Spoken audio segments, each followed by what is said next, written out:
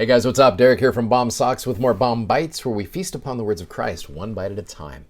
All right, my friends, so we're finishing up this week of the Come Follow Me. I started yesterday as we were talking about how Paul talked about all of the sexual immorality that was going on in Corinth, and he starts teaching them not a guilt lesson on the law of chastity, but he teaches them the doctrine of how their bodies are temples. And I referred to Elder Bednar's quote about how our bodies are temples.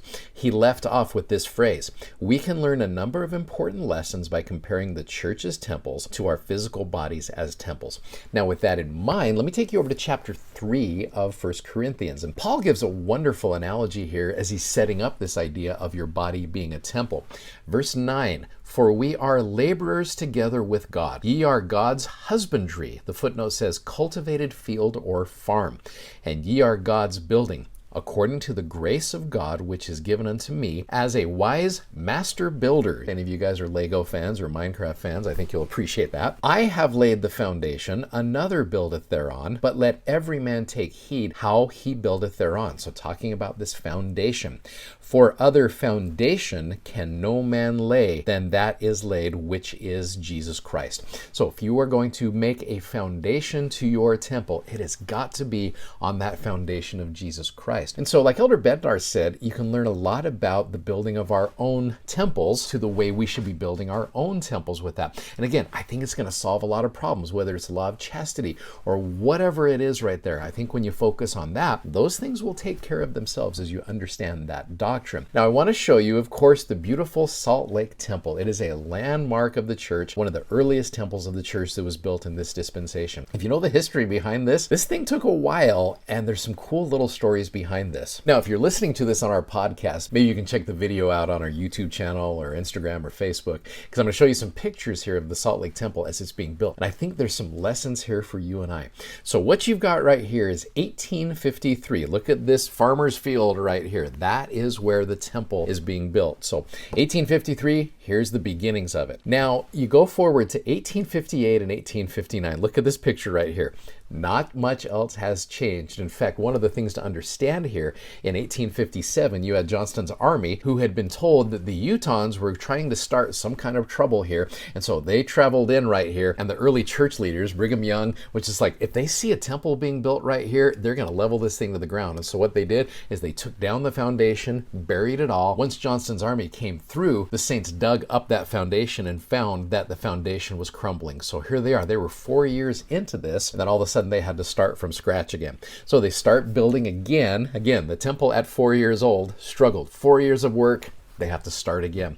So you look at it right here, 1865. Look at it. Not much is going on, right? Okay, this is 12 years into the process. Now, I want you to think about, as you're doing this, kind of what you look like as you're going through your life. At 12 years old, there's maybe a little bit of a foundation, but you're still doing your best to keep building. Not much is going on. You've had to redo some things. You go to 1870. Check out this picture right here. So 1870, the temple is 17 years old. The temple is a teenager. There is a foundation built, and again, it's fine, it looks good, but for 17 years they have been really working on that foundation. Again, Paul talks about the foundation of Jesus Christ. What should we be doing for those crucial years leading up to that? We should be focusing on our relationship with Jesus Christ and building that foundation right there. Well, you go forward to 1874, the temple is now 21 years old. Look at that mess, okay? A little chaotic. You think you know what you're doing, and then all of a sudden there's this mess going on, but they're still trying to build this. 1875, the temple is now 22 years in construction.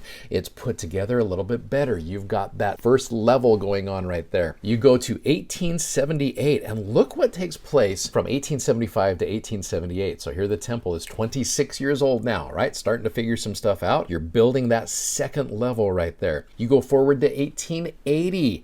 A little bit more, okay. Here the temple is now, what, 27, 28 or so, and it's still being built. 1881, the temple is now 29 years in making, and you're still there. It's taking a while. I know sometimes we feel almost 30 years on this earth, we should know what we're doing. Nah, we're still building that foundation. We're still trying to figure all this out. 1887, okay, we're fast forwarding. The temple is now 34 years. Look at this. You got all these levels going up right here. 1890, so the temple is now 37 7 years in making. And it's still growing. It's still growing. You don't have the top yet. You're still working on it.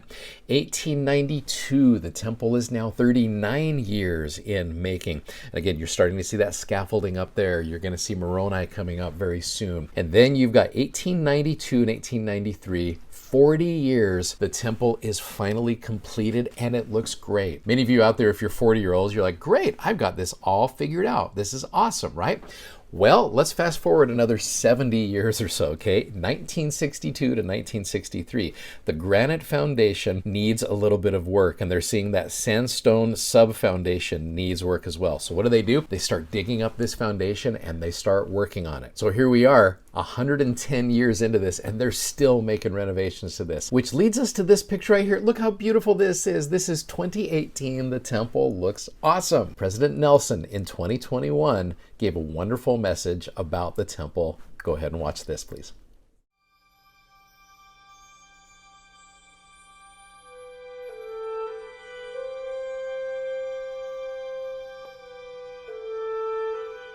We are looking at the original foundation of the Salt Lake Temple.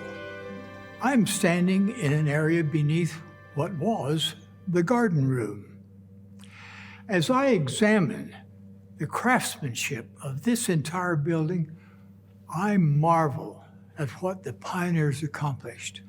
I am totally in awe when I consider that they built this magnificent temple with only tools and techniques available to them more than a century ago. These many decades later, however, if we examine the foundation closely, we can see the effects of erosion, gaps in the original stonework, and varying stages of stability in the masonry. Now, as I witness what modern engineers, architects, and construction experts can do to reinforce that original foundation, I am absolutely amazed. Their work is astonishing. The foundation of any building, particularly one as large as this one, must be strong and resilient enough to withstand earthquakes, corrosion, high winds, and the inevitable settling that affects all buildings.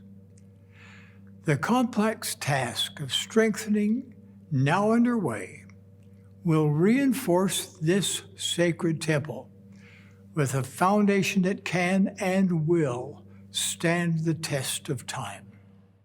Again, so much to be learned about our personal foundations, our spiritual foundations to the temple right here.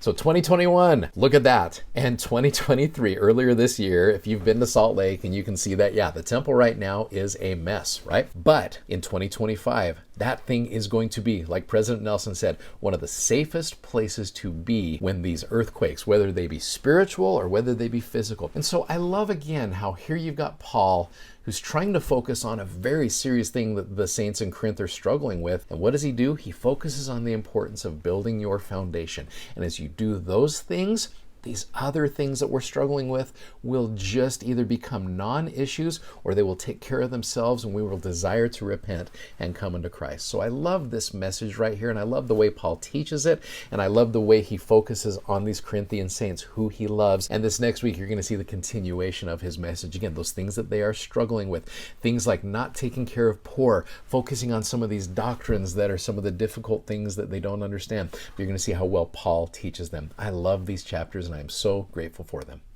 Thanks so much for watching. Thanks for subscribing. And thanks as always for sharing. We are so grateful that you do that. And of course, if you haven't already, please go check out our amazingly comfortable gospel themed socks at bombsocks.com. Godspeed, and we'll see you next week. Take care. Bye-bye.